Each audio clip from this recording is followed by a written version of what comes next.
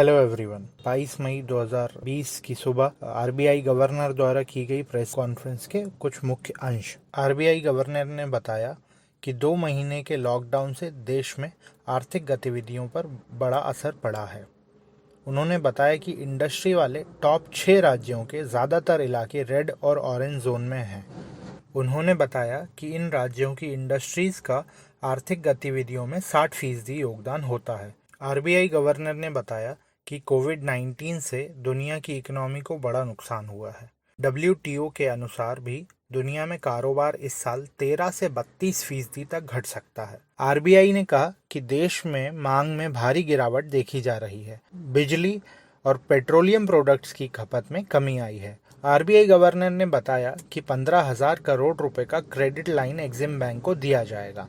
साथ ही सिडबी को दी गई रकम का इस्तेमाल आगे और 90 दिनों तक करने की इजाज़त दी गई है। दास ने कहा कि वित्तीय, मौद्रिक और प्रशासनिक एक्शंस से वित्तीय वर्ष 2021 की दूसरी छमाही में अर्थव्यवस्था के सुधार की परिस्थितियां बनेंगी। आरबीआई गवर्नर ने बताया कि खरीफ की बुआई में लगभग 44% की बढ़ोतरी दर्ज की गई है। साथ ही उन्होंने ये भी बताया कि आने वाले महीनों में दालों में महंगाई चिंता की बात रहेगी। आरबीआई गवर्नर ने बताया कि बैंकों के ग्रुप एक्सपोजर की सीमा को भी 30% तक बढ़ाने का निर्णय लिया गया है। सबसे बड़ी खबर जो आई है वह है ईएमआई चुकाने वाले ग्राहकों को आरबीआई द्वारा दी गई बड़ी राहत। लोन मोराटोरियम की अवधि 3 और महीने के लिए बढ़ा दी गई है।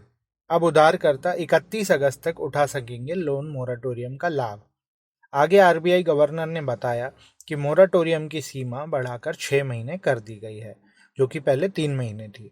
उन्होंने बताया कि ग्राहकों को दरों में कटौती का फायदा भी मिलने से तेजी आई है। आरबीआई गवर्नर ने बताया कि साल 2021 की पहली तिमाही में जीडीपी ग्रोथ नेगेटिव रह सकती है। उन्होंने बताया कि वित्त वर्ष 2021 की दूसरी तिमाही में सुधार आ सकता है। आरबीआई गवर्नर ने आगे बताया कि अप्रैल में खाद्य महंगाई दर में तेज उछाल आया है। यह लगभग 8.6% रही है। मौद्रिक नीति समिति का मानना है कि महंगाई का परिदृश्य मौजूदा समय में अनिश्चित है। दास ने कहा कि मार्च में औद्योगिक उत्पादन 17% घटा है। आरबीआई गवर्नर ने आगे बताया कि कोविड-19 से निजी खपत को काफ़ी बड़ा नुकसान हुआ है। उन्होंने कहा कि मौजूदा हालातों में एग्रीकल्चर से हमें काफ़ी उम्मीदें हैं। अभी देश का फॉरेन रिजर्व $487 बिलियन है। उन्होंने कहा कि कोरोना वायरस का सबसे बड़ा असर निजी खपत पर पड़ेगा। आरबीआई गवर्नर ने बताया उपभोक्ता उत्पादों की मांग में मार्च महीने में 33% की गिरावट आई है। उन्होंने बताया कि मैन्युफैक्चरिंग पीएमआई अप्रैल महीने में 27.4% रही है। रिवर्स रेपो रेट को भारतीय रिजर्व बैंक ने 3.7% से घटा के 3.35% कर दिया है।